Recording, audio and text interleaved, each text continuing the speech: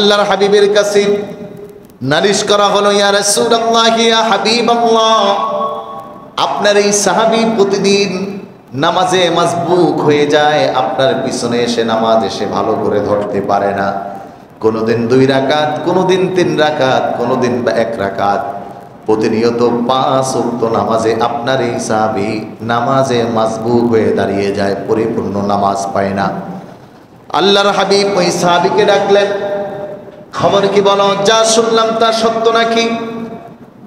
নবীজির সাহাবী চোখের পানিগুলো ছেড়ে দিয়ে বলে, ইয়া রাসূলুল্লাহ, ইয়া হাবিবাল্লাহ,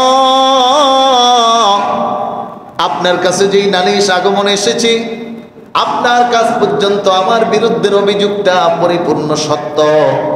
রাসূল বললেন, কেন নামাজে তোমার দেরি হয়ে যায়? আল্লাহর হাবিবের সামনে সাহাবী চোখের পানি ছেড়ে দিয়ে বলে, নবী গো, যেই কথা সবাইকে বলতে পারি না সেটা আপনাকে বলতে আমার কোনো দ্বিধা নাই। ইয়া রাসূলুল্লাহ, ইয়া হাবিবাল্লাহ, আমি আর আমার ঘরের স্ত্রী 2 জন সদস্য নবী, কিন্তু আমাদের 2 জনের মিলে একটা মাত্র পোশাক, মাটিতে আমার এই গলা পর্যন্ত গর্ত করা আছে। একটা পোশাকে আমার স্ত্রী নামাজ পড়তে পড়তে দেরি হয়ে যায়। আমার স্ত্রী নামাজ আদায় করে ওই গর্তের মধ্যে যখন নামে, ওই আরেকটা কাপড় জড়িয়ে আমি আপনার পিছনে এসে নামাজে দাঁড়াই। ইয়া রাসূলুল্লাহ, প্রতিদিন নামাজে আসতে গিয়ে আমার দেরি হয়ে যায়, আমাকে ক্ষমা করে দিন। নবীজির কাছে এই অভিযোগ শুনলেন, রাসূলুল্লাহ চোখের পানি রাখতে পারলেন না। নবীজি ডাক দিলেন, কারা আছো মুসলিম ভাই আগমন করো, আমার এই সাহাবীর জন্য বরাদ্দ দিতে হবে, কারণ এ তোমার ভাই, এটা একটা মুসলমান ভাই। নবীর সাহাবী ওসমান বললেন, ইয়া রাসূলুল্লাহ, ইয়া হাবিবাল্লাহ, আমি আমার ভাইয়ের পরিপূর্ণ দায়িত্ব গ্রহণ করে নিলাম। এই ছিল ভ্রাতৃত্ব বন্ধনের আবদ্ধ। আলহামদুলিল্লাহ, ইতিমধ্যে আমাদের বাংলাদেশের যে অঞ্চলগুলোতে পানিতে প্লাবিত হয়েছিল, তার পাশে বাংলাদেশের মুসলিম ভাই বোনরা এমনভাবে দাঁড়িয়েছে যা পৃথিবীর ইতিহাস ব্রেক করে দিয়েছে। আলহামদুলিল্লাহ বলেন। কেউ বা বুঝে, কেউ বা না বুঝে, কেউ বা অনুপ্রাণিত হয়ে, কিন্তু সে কাজ করেছে অনেক বড়। আমরা দেখেছি টিএসসিতে একদিনে 1.5 কোটি টাকা প্লাস উঠে গেছে। এই জাতির এই সূর্যের আলোকগুলো যদি নিভে যায়, তাহলে এই জাতি আর কোনোদিন উত্তরিত হওয়া সম্ভব। কোরআনের পাখিখ্যাত আল্লামা দেলোয়ার হোসেন সাইদি রহমতুল্লাহি আলাইহি তিনি বলেছিলেন যে এ জাতির ভাগ্যাকাশে মেঘ দেখা যাচ্ছে। আমরা জানি মেঘের পরে সূর্যের আলো থাকে কি থাকে না, বলে এই সময়টা সেই সময় চলমান, যেখানে আমার দেশের মানুষ নেওয়ার জন্য লাইন দেয়, দিবে তো দূরের কথা, আবদ্ধ করে মাটিতে পুঁতে রাখে, অ্যাকাউন্ট টু অ্যাকাউন্ট করে। সেখানে একজন বৃদ্ধ মা তার জীবনের সঞ্চয়গুলো দিয়ে চোখের পানি ছেড়ে দিয়ে বলে, আমার কাছে আমার জীবনে এর চেয়ে আনন্দের আর কিছু নাই যে আমার একটা অর্থ দিয়ে আমার আরেক ভাই বা বোনের পাশে আমি দাঁড়াতে পারছি। আল্লাহু আকবার। বিশ্বনবী সাল্লাল্লাহু আলাইহি ওয়াসাল্লাম বিদায় হজের বাসরগুলোর এই মানব চিত্রটা মানুষের কাছে রেখে গেছেন, তুলে দিয়ে গেছেন, জানিয়ে গেছেন, শোনো, এক ভাই আরেক ভাইয়ের এমন ভাবে ভ্রাতৃত্ব বন্ধনে আবদ্ধ হবে, ওই ভাইয়ের 1 ফোঁটা রক্ত তার জন্য যেমন হালাল হবে না, 1 ইঞ্চি পরিমাণ সম্পদ তার জন্য হালাল হবে না। বরঞ্চ ভাই ভাইয়ের পাশে দাঁড়াবে, ভাই বিপদে পড়লে সবাই মিলে ওই ভাইয়ের পাশে দাঁড়িয়ে উদ্ধার করে দিবে। এবং যেটা ইতিমধ্যেই আমরা প্রমাণ করেছি। আলহামদুলিল্লাহ বলে। কিন্তু এর মাঝেও আবু জাহেলের দোসর আর মির্জাপুরের দোসর থেকে বাঁচতে পারি, এজন্য সতর্ক থাকতে হবে, সব সময় মনে রাখতে হবে মুহাম্মদুর রাসূলুল্লাহর আদর্শ যেখানে, এরকম আবু জাহেল মার্কা কিছু আদর্শ সেখানে থাকবে, ওদেরকে প্রতিহত করতে হবে। দুর্ভাগ্য নিয়ে বলতে হয়, সেনাবাহিনীর দোকান খুলে দেখে ওর দোকানের মধ্যে খালি ত্রাণ আর তা, ডিব্বার মধ্যে তা, চকির নিচে তান, যেটা আমরা দেখছিলাম করোনার সময় তেলের গোডাউন বানাইছিল কোন এক দলের লোকেরা। কথা বলেন ঠিক কিনা? এই আচরণ দূর করতে হবে, এটা মুসলমানের আচরণ নয়। এই জন্য রাসূলুল্লাহর আদর্শ গ্রহণ করা। আজকে আমরা নবীজির ওই আদর্শ থেকে আরেকটা বাণী নিয়ে আগমন করব, আলোচনা শুনব।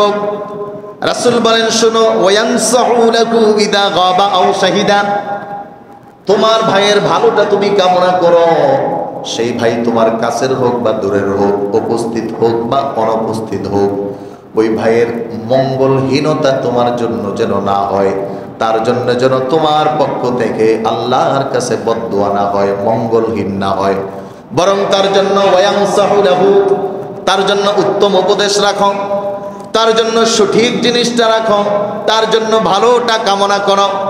এজন্য ইমানের মাপকাঠিতে আল্লাহর হাবিব দুইটি হাদিস বলেছেন।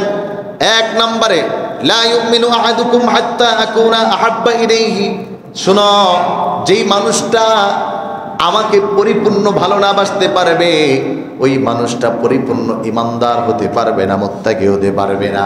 আল্লাহর হাবিব অনুরূপ আরেকটি হাদিস আমাদেরকে শোনায়, শোনো, লা ইউমিনু আহাদুকুম হাত্তা আকুনা লিআখিহি মা ইউহিব্বু লিনাফসি। এই মুসলমান শুনো, বড় হাজী সাহেব ভালো করে শুনো, এই মুফতি মুহাদ্দিস শুনো, আল্লাহর হাবিব জানায়, লা ইউমিনু আহাদুকুম, আমাকে ভালো না বাসলে যেমন ইমানদার হওয়া যায় না, তদ্রূপ ভাবে ইমানদার হওয়া যায় না যতক্ষণ পর্যন্ত মা ইউহিব্বু লিআখিহি মা ইউহিব্বু লিনাফসিহি, যা তুমি তোমার জন্য ভালোবাসো তা তুমি তোমার ভাইয়ের জন্য ভালোবাসতে পারো নাই। এতটুকু যদি না হয়, মানে তুমি যা ভালোবাসো তোমার ভাইয়ের জন্য সেটাই ভালোবাসো, তুমি যেই ঘরটা পছন্দ করো তোমার ভাইয়ের জন্য অনুরূপ একটা ঘর পছন্দ করো, তুমি যেই পোশাকটা পরো তোমার ভাইয়ের জন্য অনুরূপ একটা পোশাক রাখো, যদি না হয় এর চেয়ে ভালোটা রাখো, কিন্তু মন্দটা রাখা যাবে না। মানে আমার চিন্তাটা আমার জন্য যেমন হবে, কেউ তো নিজের জন্য খারাপ চিন্তা করে। কি বলেন, আমরা কেউ জাহান্নামে যেতে চাই? কেউ চাই না। কেউ যেতে চায় না। তাহলে আমার ভাইয়ের জন্য কি জাহান্নাম কামনা করা যাবে? এজন্য কোরআনুল কারীম তথ্য দিয়ে আমাদেরকে আলোচনার বিষয়, ইয়া আইয়ুহাল্লাযীনা আমানু কু আনফুসাকুম ওয়া আহলিকুম نارا وقودها الناس والحجارة عليها ملائكة غلاظ شداد لا يعصون الله ما أمرهم ويفعلون ما يؤمرون. বলেন আল্লাহু আকবার। আল্লাহ রাব্বুল আলামিন জানা, ওহে ঈমানদার শোনো, কু আনফুসাকুম ওয়া আহলিকুম নারা, বলে তুমি যেমন তোমাকে জাহান্নাম থেকে বাঁচাবা, অনুরূপ তোমার আহালকেও তুমি জাহান্নাম থেকে বাঁচাবা। এই আহালের ব্যাপক অর্থে প্রত্যেকটা দিনই ভাই আমার একটা আহাল, কারণ যেই মানুষটা কোরআন পড়ে সেও আমার আহাল, যেই মানুষটা কালেমা গ্রহণ করেছে সেও আমার আহাল।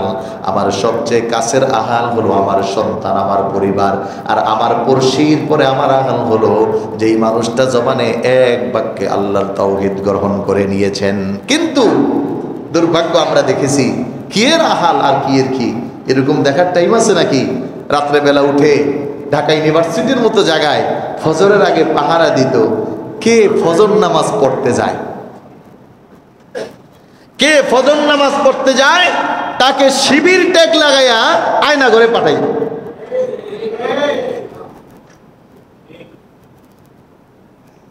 বড় আফসোস প্রিয় ভাইরা আমার, ওরাও তো আমার ভাই সালমান এফ রহমান, ডিবি প্রধান হারুন, এভাবে করে এই জাতির জন্য যারা 15 বছর কাজ করেছেন তারাও ভাই ছিলেন, কিন্তু তাদের জন্য উপকার আমরা বয়ে আনতে পারি নাই, বুঝাইতে পারি নাই, তারাও বুঝতে চায় নাই। কারণ এক ভাইকে জাহান্নাম থেকে বাঁচিয়ে দেওয়ার দায়িত্ব আমার।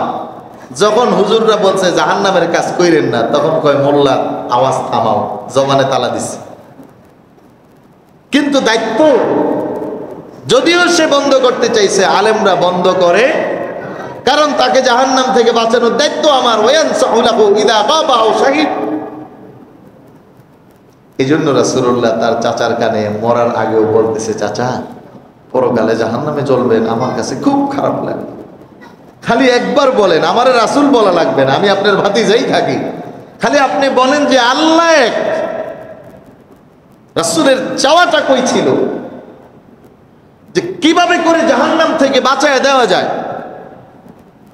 আবু জাহেল উকবার ক্ষেত্রেও রাসূলের এই আদর্শই ছিল। এই জন্যই হাদিসে রাসূল বলেছেন, আল উলামা ওয়ারাসাতুল আম্বিয়া, আলেমরা নবীদের ওয়ারিস, তারা চায় আরেকজনকে বাঁচাইতে, কিন্তু সে তার ওই ডাককে সাড়া দেয় নাই। যারা দেয় নাই তারা তো বিপদে, কিন্তু যারা দিয়েছে, কম দিয়েছে বা একটু দিয়েছে, তাদেরকে আরো একটু বুঝাইয়া সামনে আগায় নেওয়ার দায়িত্ব আমাদের আছে না নাই?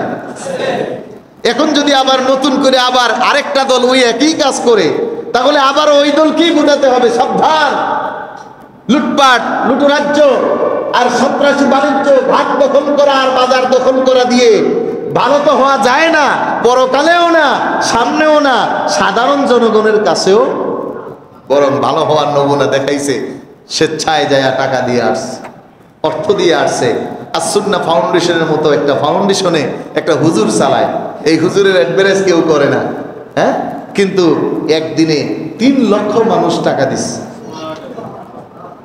100 কোটি টাকার বাজেট ঘোষণা করছে, যেটা দেশও করে নেই এখন।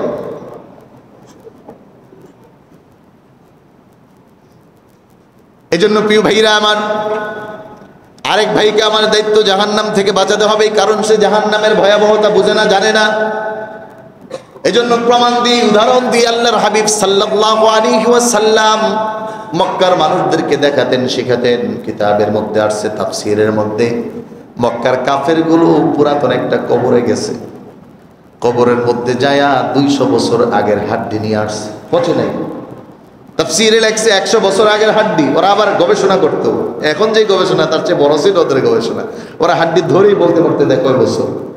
কারো একজনের পায়ের ছাপ দেখে বলতে পারতো এটা কোন গোত্রের পোলা। এই মেধা আল্লাহ তাদেরকে দিয়েছিলেন। রাসূলের কাছে হাড্ডি নিয়ে আসছে। আপনারা বলেন পরকালে নাকি হিসাব হবে, আপনারা বললেন আল্লাহ তাআলার কাছে আওয়াজে জবানে জবাবদিহিতা করতে হবে। এই যে দেখেন মরে পচে গলে শেষ হয়ে গেছে, এই হাড্ডি থেকে আল্লাহ তাআলা কেমন করে আবার মানুষ বানাবে? আল্লাহর হাবিব সাল্লাল্লাহু আলাইহি ওয়াসাল্লাম বললেন, শুনো, যে আল্লাহ রাব্বুল আলামিন কিছু নাই তার থেকে বানাইতে পারছে, ওই আল্লাহ তাআলা আবার পুনরায় অবশ্যই বানাতে পারবেন। কোরআনুল কারীম আল্লাহ তাআলা আয়াত নাযিল করে জানাইছে। এজন্য আজকে আমাদের আলোচনার বিষয় হলো, আমার আরেক ভাইয়ের অধিকারের একটা অধিকার হলো তাকে জাহান্নাম থেকে বাঁচানো, জাহান্নামের ভয়ের ব্যাপারে তাকে সতর্ক করা, এবং তার কাছে এই ব্যাপারে আল্লাহ তাআলার কথাগুলো তুলে ধরা। যদি না ধরা হয় তাহলে এই ভাইটা বিপদগ্রস্ত হবে, এমন সময় হবে যখন আর কাজে আসবে না, উপকারে আসবে না। এর আগে বুঝাইতে গেলে তো বুঝে নাই, কিন্তু এখন থেকে বোঝানো শুরু করা দরকার আছে না? না, এটা যেমন নিজের ছেলের জন্য, নিজের ভাইয়ের জন্য, আরেক মুসলিম ভাইয়ের জন্য, অনুরূপ আরেক দলের ভাইয়ের জন্য। দেখেন আজকে আফসোস হয়, এই যা পরিণতি আপনারা দেখতেছেন, এই সব কথা আল্লাহ তাআলা এই কোরআনুল কারীমে আগে ভাগে বলে দিয়েছে। সুবহানাল্লাহ। পরীক্ষার হলে যাওয়ার আগে যদি কোনো ছাত্র প্রশ্ন পায়, তার থেকে খুশি আর কেউ হওয়ার কথা? কি বলেন? পরীক্ষা দেব আগে প্রশ্ন আমার হাতে চলে আসছে একদিন আগে, ওই যে প্রশ্ন বাণিজ্য, বিসিএস প্রশ্ন বাণিজ্য করছেন একজন, কি নাম মনে আছে? হ্যাঁ, আবেদ আলী, এই তো মনে আছে। আবেদ আলী নাম কিন্তু খুব ভালো। আবেদ অর্থ আল্লাহু আকবার, মানে যে আল্লাহর ইবাদত করে, সেই ইবাদত তো করছে মাশাআল্লাহ, জাহান্নামে যাওয়ার ইবাদত আর কি। এই প্রশ্ন যে আগে পাওয়া যায় সে তো বিসিএস হয়ে যায়। আল্লাহ তাআলা বাস্তব চিত্র আমরা যা দেখছি আর যা ঘটছে তা সব আগে কোরআনে বলে দিয়েছে, কিন্তু আমরা জানি না, আর যারা করছে তারাও জানে না, কারণ কোরআন পড়ে নাই। সালমানে প্রমাণ কোরআনের ভুল ধরছে, কোরআনে ভুল থাকলে থাকতেও পারে। নাউজুবিল্লাহ বললেন না? কিলো ভয় পাইতেছেন বলতে? আহা, সেই লোকটা তো দাড়ি জুব্বা লাগাইয়া বড় হাজী সাহেব দরবেশ সাপ সারছিল বাঁচার জন্য, কিন্তু ভালোটা নিয়ে বাঁচে নাই। আলেমরা ভালোটা বলছে ওটা নিয়ে বাঁচে নাই, কিন্তু সে তো আমার ভাই, সে তো কালিমা পড়ছে, সেও তো মুসলমান। আমি যতটুকু খবর নিয়েছি তার এলাকায় মাহফিলে গিয়ে সেও একটা মসজিদ দিছে, এতিমখানা দিছে, যদিও এগুলো মানুষের দেখানোর জন্য হয়তো দিছে, জানি না, আল্লাহ ভালো জানে, কিন্তু তার দিলে রিয়েলিটিটা যায় না। এই জন্য আল্লাহ রাব্বুল আলামিন বলে, তোমার আপন ভাইকে যেমন মহাব্বত করো, তোমার দলের ভাইকে যেমন মহাব্বত করো, তোমার সন্তানটাকে যেমন জাহান্নাম থেকে বাঁচানোর জন্য চেষ্টা করো, অনুরূপভাবে তোমার ওই মুসলিম ভাইটাকেও চেষ্টা করা তোমার একটা দায়িত্ব ইমানদার হিসাবে, মুসলমান হিসাবে। আর যদি এটা না করো তাহলে ভালো করে মনে রাখিও, আপনারা জানেন বনে ইসরায়েলের যুগের সবচেয়ে বড় আবেদ, কিন্তু গজব যখন আসছে আল্লাহ তাআলা আগে আবেদের উপর পাঠাইছে, বড় হিসাবের উপর। ফেরেশতারা বলে, ও আমার রব আল্লাহ, উনি তো সবচেয়ে বড় ভালো বান্দা, আপনার খুব প্রিয়, কয় গজবটা সবার আগে ওর উপরে ফেলাও। কয় কেন? ও একা একা ভালো হইতে চাইছে, আরেক ভাইয়ের খবর নেয় নাই। একা একা জাহান্নাম থেকে বাঁচছে, আরেক ভাইয়ের খবর নেয় নাই। একা একা জান্নাতে যাইতে চাইছে, আরেক ভাইয়ের খবর নেয় নাই। এই জন্য ইসলামী আন্দোলন ডাকে, ভাই জান্নাতের পথে আসো, হয় না তুমি রাজাকার জঙ্গি। কি আজীব ব্যাপার না? এই কথাগুলো রাসূলের, এই কথাগুলো কোরআনের, এই কথাগুলো আদর্শের, বুঝার চেষ্টা করা দরকার।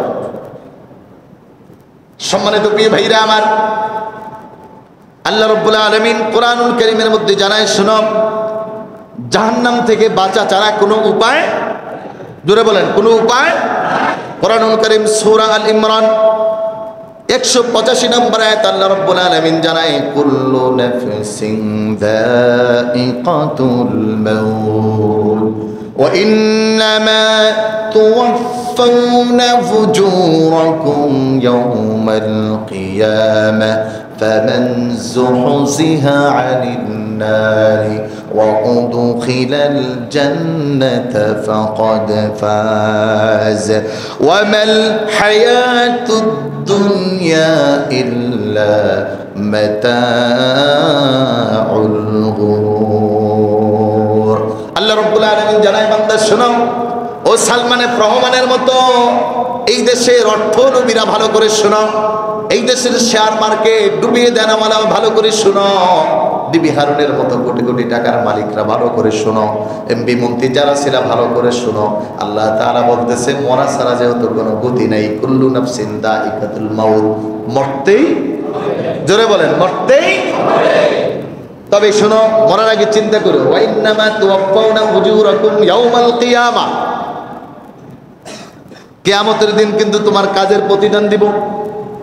তবে প্রতিদানটা যদি এরকম হয় তাহলে সেটা খুব মঙ্গল। ফামান যুবজিহা আনিন নার, জাহান্নাম থেকে বাইচা যদি যাও কোনোভাবে, ওয়াউদখিলাল জান্নাতা ফাকাদ ফাজ, জান্নাতের এমন আবাসস্থলে যাবা, সুবহানাল্লাহ। যদি জাহান্নাম থেকে বেঁচে যাওয়ার কাজগুলো করো, যেহেতু প্রতিদান দেওয়া হবে, যা করতেছো, ভালো মন্দ, সুন্দর অসুন্দর, ডাইন বাম, এই শব্দের ব্যাখ্যা আল্লাহ তাআলা আবার সূরা হাক্কের মধ্যে দিয়ে দিয়েছে। দেখেন, ফাআম্মা মান উতিয়া কিতাবাহু বিয়ামিনিহি ফায়াকুলু হা উমকুরউ কিতাবিয়া ইন্নী ظننت أني ملاق حسابيه فهو في عيشة راضية في جنة عالية قطوفها دانية كلوا واشربوا هنيئا بما أسلفتم في الأيام الخالية।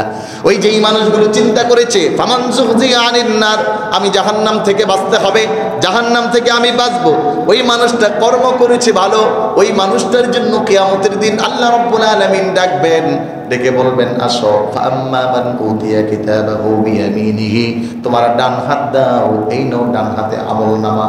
ওই মানুষটা আমলনামাটা দেখেই বুঝবে, হায় খতিব সাহেব হুজুর মসজিদের মিম্বারে বসে বসে আমাকে বলছিল, ফামান যুহজিহা আনিন নার, যেই মানুষটা জাহান্নামের কর্ম থেকে বাঁচবে, জান্নাতের কাজ করবে, ওই মানুষটাকে আল্লাহ তাআলা উদখিলাল জান্নাতা ফাকাদ ফাজ, জান্নাতের মধ্যে ঢোকাবে সফল কাম করে।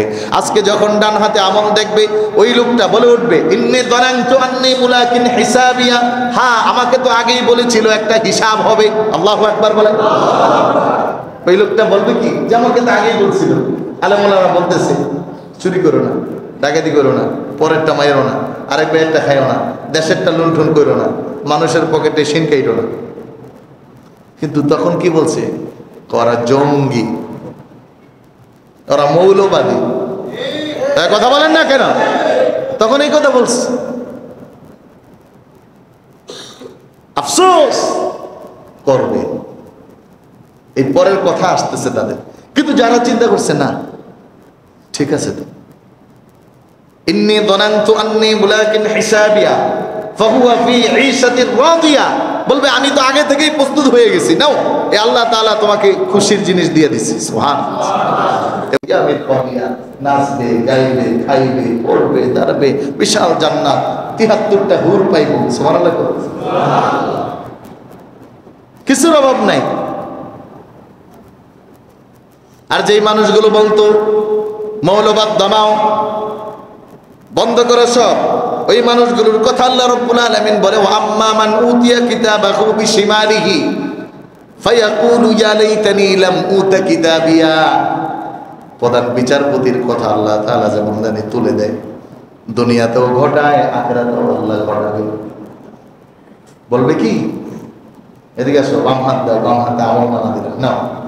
এখন আমল নামা দেখা বলবে ফায়াকুলু ইয়া লাইতানি লাম উতা কিতাবিয়া। আজকে যদি কোনো আমলের হিসাব না হইতো তাহলেই তো খুব ভালো হইতো। আল্লাহ ওয়ালাম আদরি মা হিসাবিয়া ইয়া লাইতাহা কানাতিল কাদিয়া মা আগনা আন্নী মালিয়া। ৭০ লাখ টাকা দিছে, একটু খালি দেশটারে পার করে দাও। মা আগনা আন্নী মালিয়া, গলা পাতার মধ্যে শুয়ে আফসোস করতেছে। কথা কোন না? মা আগনা আন্নী মালিয়া। এই লোকটাই দেলোয়ার হোসেন সাইদিকে জেলের ফাঁসিতে জ্বলানোর জন্য অপরাধী সাব্যস্ত করেছিল। কথা বলেন ঠিক? কোথায় তোমাদের দাম্ভিকতা? কষ্ট লাগে, কিন্তু যখন বুঝাই কোরআন দিয়ে বুঝে না। ইসলামী আন্দোলনের মানুষগুলোকে ধরে ধরে ফাঁসিতে ঝুলাইছে, সব করছে। আফসোস, বলবে ওয়ালাম আদরি মা হিসাবিয়া মা আগনা আন্নী মালিয়া। আমার সম্পদ আজ কোথায়? আমাকে কোনো উপকার দিচ্ছে না। হালাকা আন্নী সুলতানিয়া, আমার রাজত্ব কোথায়? কই গেল আমার সিংহাসন? কই গেল আমার দাম্ভিকতা? কই গেল আমার প্রধান বিচারপতির পাওয়া? দুনিয়ায় থাকতেই যদি এটা কয়, তাহলে পরকালে আল্লাহ কি ছাড়বে না ধরবে? এক জোরে বলেন, ছাড়বে না ধরবে? শিক্ষা নেওয়া লাগবে। এখন উনি প্রধান বিচারপতির জায়গায় করছে, আপনি আপনার জায়গায় করেন। ৩ ভাইয়ের সম্পত্তি একাই ধরে রাখেন। আছে না নাই? ভাই জোরে কোন আছে না নাই? সিস্টেম মতো, সুযোগ মতো পাইলে মসজিদের টাকা দিয়েও খাইয়া দেয়। আছে না? ক্ষমতার পাওয়ারে বলে মাদ্রাসা মসজিদ ভাঙা দিব পারলে টাকা। কিন্তু আফসোস করবেন, এই জন্য চিন্তা করতে হবে কথাটা কি আমার না কোরআনের? বলেন। এই যে সূরা 29 পারা সূরা হাক্ক, আল্লাহ তাআলা বলতেছে ওয়ালাম আদরি মা হিসাবিয়া। লোকটা আফসোস করে বলবে, আমার যদি হিসাবটা আজকে না হইতো, মা ইয়া লাইতাহা কানাতিল কাদিয়া, খাইছে আমারে, এমন বিচার ব্যবস্থা কেন রে? মা আগনা আন্নী মালিয়া, এত টাকা পয়সা জমাইছিলাম, আজকে সেই টাকাগুলো কোথায়? আমার টাকাটা আমাকে কোনো উপকারে আসতেছে না, কোনো উপকারে আসতেছে না। কিন্তু এরপরের শব্দটা বড় কঠিন।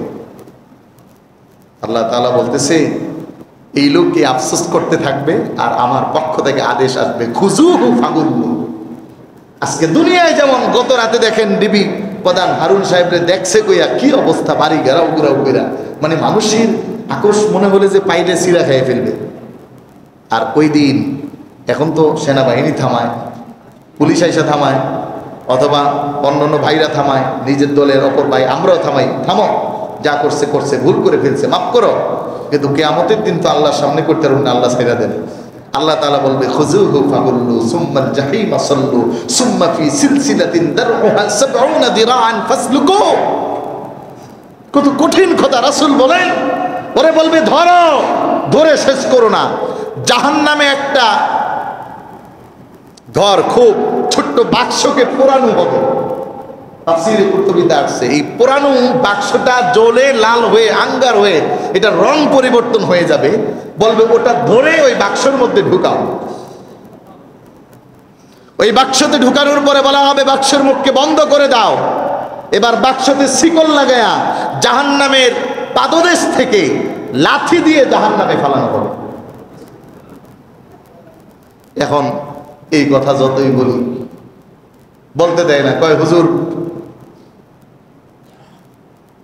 পরকালের কথা কোন, কবরের ওয়াজ করেন, কথা কন না। আচ্ছা কবরের ওয়াজ যদি যায়, কবরের ওয়াজ তো এইটা, মানে আপনি কবরে গেলে কি হবে এটা তো কবরে যাওয়ার আগে শুনতে হবে নাকি, নাকি যাওয়ার পরে শুনবেন? মায়ের যখন শুরু হয়ে যাবে তখন কে শুনে লাভ আছে? এজন্য আল্লাহ রাব্বুল আলামিন সূরা জুমারের মধ্যে আবার ডাক দেয়, শোনো জাহান্নামীরা, যারা কথা শোনো না, কোরআন মানো না, কোরআন বুঝো না, নবীর আদর্শকে গ্রহণ করতে চাও না, যেমন পাইছো তেমন খালি জমাইছো হাজার হাজার কোটি টাকা, দেখো না এটা বাপ জুলুম করেছো। ওয়াসিকাল্লাযীনা কাফারু ইলা জাহান্নাম যুমারা হাত্তা ইযা জাউহা ওয়া ফুতিহাত আবওয়াবুহা وقال لهم خزنتها ألم يأتكم رسل منكم। যেই মানুষগুলো জাহান্নামী হবে তাদেরকে ওয়াসিকাল্লাযীনা কাফারু ইলা জাহান্নাম যুমারা, যুমার নামক একটি জাহান্নামের দিকে তাদেরকে ধাবিত করা হবে এবং তাদের এই করুণ পরিণতির পরে তাদেরকে প্রশ্ন করা হবে, আলাম ইয়াতিকুম রাসূলুম মিনকুম, তোমাদের কাছে কি কোনো নবী রাসূল যায় নাই? তোমাদের কাছে কি কোনো নাজির যায় নাই? কোনো আলেম বোঝানোর জন্য যায় নাই? ওই মানুষগুলো তখন বলার কোনো সুযোগ পাবে না, কারণ এই কথাগুলো কিয়ামত পর্যন্ত আল্লাহ তাআলা কারো না কারো জবান দিয়ে বলাবেন। হয়তো একটা কণ্ঠ বন্ধ হবে, হাজার কণ্ঠ জেগে উঠবে, একজন আলেম জেলে যাবে, আবার হাজার আলেম জাগ্রত হবে, কারণ এই বাণী তো আল্লাহ তাআলার। ওই দিন প্রশ্ন করার পরে মানুষটার কোনো উত্তর থাকবে না। ওই মানুষটাকে বলা হবে রাসূলুম মিনকুম ইয়াতলু আলাইকুম আয়াতি রাব্বিকুম ওয়া ইউনদিরুনাকুম লিকা ইয়াউমিকুম হাদা, বলবে তোমাকে কি জানানো হয় নাই এমন একটা দিনের ব্যাপারে যেই দিন তুমি লিকা ইয়াউমিকুম হাদা, আজকে যেমন জাহান্নামের সামনে এসে দাঁড়ালা, আল্লাহ তাআলার সামনে জবাব দেওয়ার জন্য দাঁড়াইছো, তোমাকে কি এই ব্যাপারে কোনো মানুষ কোনো দিন বলে নাই? কি বলবেন? যদি আপনারা আমারে প্রশ্ন করে কি বলার থাকবে? না বলার কোনো সুযোগ আছে? জোরে বলেন, সুযোগ আছে? কারণ বলে নাই এটা বলার সুযোগ নেই, শুনে নাই এটা না, হয় সরাসরি, নাইলে ব্যক্তিগত, নাইলে পড়ে, নাইলে ইউটিউবে, নাইলে যেমনি হোক এই কোরআনের কথা আল্লাহ তাআলা সবার কানে ঢুকাইয়া দেয়, শুনাইয়া দেয় জাহান্নামের ভয়ের কথা।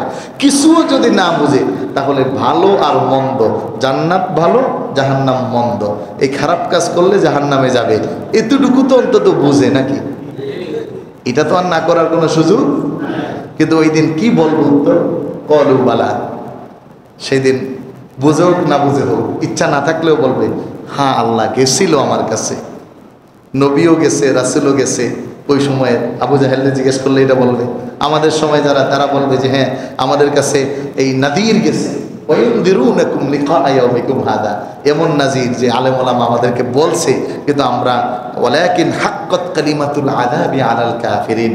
ওই দিন ভাবছিলাম যে এগুলো মনে হয় হুজুররা খালি খালি বলে, অনেক সময় বানায়া বানায়া বলে, একটু বেশি বেশি বলে, কিন্তু অতটা গুরুত্ব দেই নাই। কিন্তু আল্লাহ তাআলা বলবেন না, ওয়ালাকিন হাক্কাত কালিমাতুল আযাবি আলাল কাফিরিন, যারা ওরকমটা ভেবেছে তাদের জন্য আজকের শাস্তি অনিবার্য, কোনোভাবেই সে আর মাপ পাওয়ার সুযোগ নাই। আমার প্রিয় ভাইরা, আমার বন্ধুরা, এই জন্য আমার আরেকজন ভাইকে সতর্ক করা, জাহান্নামের ব্যাপারে বলা, শোনো জাহান্নামটা বড় সহজ জিনিস নয়, জাহান্নামটা বড় মামুর বাড়ি নয় যে ওখানে গেলেই কোনো না কোনো কিছু দিয়ে সুযোগ পাওয়া যাবে, মাপ পাওয়া যাবে।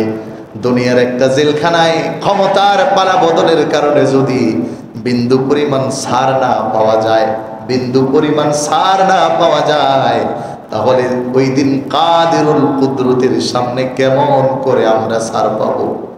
কোনো উপায় থাকবে না। প্রশ্ন করা হবে প্রত্যেকটা বিষয়ে, কোনো আওয়াজও করার সুযোগ নেই। কোরআন বলছে ইন্নাস সামআ ওয়াল বাসারা ওয়াল ফুআদা কুল্লু উলাইকা কানা আনহু মাসউলা। জবানে যদি কেউ মিথ্যা বলার চেষ্টা করে আল্লাহ রাব্বুল আলামিন জবানটাকে বন্ধ করে দিবেন। ইন্নাস সামআ ওয়াল বাসারা ওয়াল ফুআদ, ওই দিন কানকে প্রশ্ন করা হবে, কান উত্তর দিবে আল্লাহ আমাকে দিয়ে ভালোটা করে দেয়। আবার চোখকে প্রশ্ন করা হবে, চোখ তোমার ডিউটি কি ছিল, করেছো কিনা? চোখ উত্তর দিয়ে ফেলবে আল্লাহ ভালোটা করার সুযোগ হয় নাই। অনুরূপ ভাবে আমার ব্রেনকে প্রশ্ন করা হবে, সুযোগ পাবে না। আল ইয়াউমা নাখতিমু আলা আফওয়াহিহিম ওয়া তুকাল্লিমুনা আইদিহিম ওয়া তাশহাদু আরজুলুহুম বিমা কানু ইয়াকসিবুন। মুমিনরা তো ভয় করবে ওই সময়ের কথা। ও আমার দিনী ভাই, শুধুমাত্র দুনিয়ার কারণে, ক্ষমতার লোভে পড়ে, গাড়ি বাড়ি আর টাকা পয়সার কারণে সব যেন ভুলে না যান। কারণ কিয়ামতের দিন আল্লাহ রাব্বুল আলামিন বলে সূরা ইয়াসিনের মধ্যে, আল ইয়াউমা নাখতিমু আলা আফওয়াহিহিম ওয়া তুকাল্লিমুনা আইদিহিম। হায় হায়, এই হাত আমার বিরুদ্ধে আল্লাহ তাআলার সামনে কোর্টে দাঁড়াবে। হাত আমার বিরুদ্ধে কথা বলবে। এই হাত দিয়ে কি কি করছি পৃথিবীর কেউ দেখে নাই। কারো উপরে কি পরিমাণ জুলুম করছি কেউ বুঝে নাই। কি পরিমাণ টাকা আত্মসাৎ করেছি কেউ টের পায় নাই। রিপোর্ট আসছে এসালাম গ্রুপের যত টাকা তার অর্ধেক নাকি দুই একজনই নিয়ে গেছে। কত টাকা লাগে একজন মানুষ?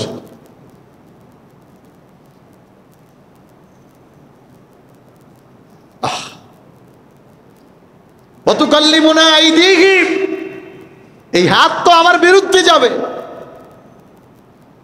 এই বডি তো আমার বিরুদ্ধে দাঁড়াবে, এই পা তো আমার বিরুদ্ধে বলবে আল্লাহ পরে দিছো নিয়ামত কিন্তু কাজে লাগায় নাই। এজন্য মিছে এই দুনিয়ার রংধনুটা মুছে যাবে একদিন জেনে না। এই দুনিয়ার যে সময়টা, এটা কি থাকবে না শেষ হবে বলেন তো? জোরে বলেন, শেষ হবে কিনা? কত চমৎকার কথা। থাকতে সময় নিজের জীবনটা গুছে না। সময় থাকতে যদি না করা যায়, বলি না আমরা সময়ের 1 ফুট অসময়ের 10 ফুট। এজন্য সম্মানিত ভাইরা আমার, সময় এখন, সুযোগ এখন, শুদ্ধ হওয়ার টাইম এখন, পরিশোধিত হওয়ার সময় এখন। এখনো যদি সংশোধন না হয় আর কবে হব? সব দোষ খালি যে কোনো সরকারের উপরে দিলেও হবে না, আমাদেরও তো ভালো হওয়ার কাজ আছে না নাই? জোরে বলেন আছে না নাই? এখনো যদি আমি সেই খারাপটাই থাকি তাহলে আমার হিসাবটা অন্তত আমাকে করা দরকার। বাস্তব চিত্র অনেক আল্লাহ তাআলা দেখাচ্ছে, উদাহরণ সামনে রাখতেছে, কিন্তু মনে রাখা দরকার যে আমি যেন এরকম না হয়ে যাই। দুনিয়ায় হই নাই কিন্তু পরকালে যদি হয়ে যাই। এই জন্য দলমত নির্বিশেষে আমাদের দিলে যেন ভয় আসে জাহান্নামের। ওয়ায়ানসাহু লাহু ইদা গাবা আও শাহিদ। আর আমিও যেন যেমন জাহান্নামকে ভয় করব, আমার ভাইয়ের জন্য যেন ওই পরিমাণ চিন্তা আমার দিলে আসে। কেউ একটা বললেই যেন আমি না করি। আমার নেতা বললো চুরি করো, তাই কি চুরি করব? কিন্তু তাই তো করে। গতকালকে দেখলাম থানায়, সব থানায় অস্ত্র জমা দেওয়া শুরু হয়েছে। যত অস্ত্র আছে সব লাইসেন্স বাদ করেছে, বৈধ অস্ত্র যা ছিল। আমি একটা ছেলেকে দেখে মনে হলো না যে এই লোকটার অস্ত্র লাগে, নিশ্চিত ও সন্ত্রাসী। এসেই বলতেছে অস্ত্র জমা দিব, কে আছেন? এই সেই। চেহারার দিকে তাকায় যা দেখলাম, এর অস্ত্র দিয়ে কি কাজ? কিন্তু ওই যে পাওয়ারে, ক্ষমতায় অস্ত্র নিয়ে রাইখা দিছে আর নিরহ মানুষের উপরে চালাইছে। তো দুনিয়ার এই সময়টার জন্য যেন আমার সব নষ্ট না হয়। আর আমি মুসলিম হিসাবে আমার ভাইকে বাঁচিয়ে নেওয়ার দায়িত্বটাও আমার, আগিয়ে নেওয়ার দায়িত্বটাও আমার। যতটুকু সম্ভব বুঝিয়ে দেওয়া, এরপরে যদি না বুঝে তাহলে ওইটাকে আল্লাহর উপর ছেড়ে দেওয়া, তার ব্যবস্থা আল্লাহই নেবেন। দেখতেছেন না, কি নিচ্ছে না? যারা যত বেশি বড় বড় কথা বলছে সবার শাস্তি আল্লাহ তাআলা ঘটাইয়া দিচ্ছে। এজন্য অপরাধ করে পৃথিবীতেও আসলে খুব একটা ছাড় পাওয়া যায় না, একদিন না একদিন অপরাধ প্রকাশ হয়ে যায়, ধরা খেয়ে যায়। হ্যাঁ, আল্লাহ তাআলার কাছে তো কোনো কথাই নেই। এই জন্য সম্মানিত হাজিরিন, আমরা আমাদের ইমানের জায়গা থেকে যে আমি মুসলিম, আমার আরেক ভাই মুসলিম, তাকে অপরাধ থেকে বাঁচানোর দায়িত্ব আমার আছে। আমি অন্তত বলা, অন্তত দিনের দাওয়াতটা দেওয়া, বাস্তব উদাহরণ তার সামনে তুলে ধরা, এবং আল্লাহ তাআলা যে আগেই সব বলে দিয়েছেন এই এই এই প্রশ্ন হবে, এভাবে করে হবে, এভাবে করে হবে, এই বিষয়গুলো তাকে জেহানে ঢুকাইয়া দেওয়া। তাহলে যদি আমার একটা ভাই জাহান্নাম থেকে বেঁচে যায় তো সেটা আমার জন্য বড় উপকার। আমি আমার দায়িত্ব যেমন পালন করলাম, কিয়ামতের দিন হয়তো ওই ভাইয়ের উসিলায় আল্লাহ তাআলা আমাকে মাফ করে দিতে পারে। এই জন্য যারা কোরআনের দিকে ডাকে এদেরকে কোনোদিন শত্রু ভাববেন না। যারা মানুষের উপর জুলুম করে না এদেরকে কখনো শত্রু ভাববেন না। যারা শহীদ পরিবারের পাশে গিয়ে লক্ষ কোটি দিয়ে দাঁড়ায় তাদেরকে কখনো শত্রু ভাববেন না। যদিও তকমা দেওয়া হয়, কাজে প্রমাণ হয়, বলে গাছের পরিচয় তো তার ফল দিয়ে, আপনি কতটুকু ভালো আপনার কর্ম বলে দিন। ভালো কর্ম হলে কেন আমি যাব, কেন আমি পলাবো, আমার তো দরকার নাই, আমি তো কারোটা মারি নাই, আমি কারো উপরে জুলুম করি নাই, আলহামদুলিল্লাহ ভাই ভাই হয়ে থাকতেছি। এজন্য আল্লাহর হাবিব সাল্লাল্লাহু আলাইহি ওয়াসাল্লাম আমাদেরকে আদর্শ দিলেন, আল মুসলিমু আখুল মুসলিম, এক ভাই আরেক মুসলমানের ভাই। তার দোষটাকে গোপন রাখা, সাধ্য অনুযায়ী সংশোধন করা, তার পিছে গোয়েন্দাগিরি না করা, সে যেন জুলুম না করে সেই ব্যাপারে তাকে নসিহা করা, সে যেন অপরাধে যুক্ত না হয় সেই ব্যাপারে তাকে ধরে থামিয়ে দেওয়া, তার কাছে কোরআনের দাওয়াতটা পৌঁছে দেওয়া। হ্যাঁ, এটা আমাদের দায়িত্ব, এটা করবেন। আল্লাহ তাআলা যারা করে তাদের উপর বরকত দিক, বলুন আমিন। এবং আমরা যারা এতদিন বুঝি নাই তাদের করাটাকে, সেটাকে বুঝ আমাদের দান করুন, বলুন আমিন। আমা তাওফিক ইল্লা বিল্লাহ। আসসালামু আলাইকুম ওয়া রাহমাতুল্লাহি ওয়া বারাকাতুহু।